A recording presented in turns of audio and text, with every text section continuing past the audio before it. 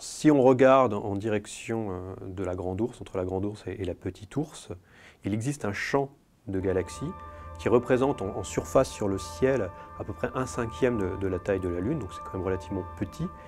Et à l'intérieur de ce champ, qui s'appelle Goudz Nord, on peut observer 80 000 galaxies sur la ligne de visée.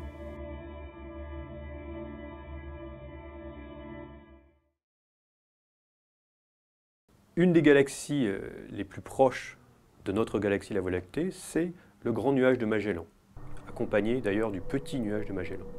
Alors ces deux nuages de Magellan ne sont pas du tout visibles depuis l'hémisphère nord. On peut les voir depuis l'Australie ou le Chili, depuis donc l'hémisphère sud.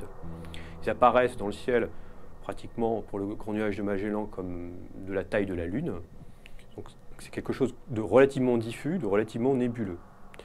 Alors on peut regarder ce nuage, le Grand Nuage de Magellan à travers le prisme du visible. On va donc voir la lumière des étoiles.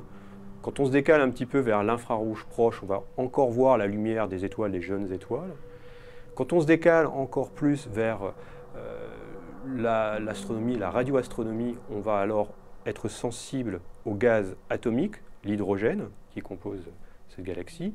Et quand on regarde dans l'infrarouge lointain, où Herschel observe particulièrement, on va voir l'émission thermique des grains de poussière.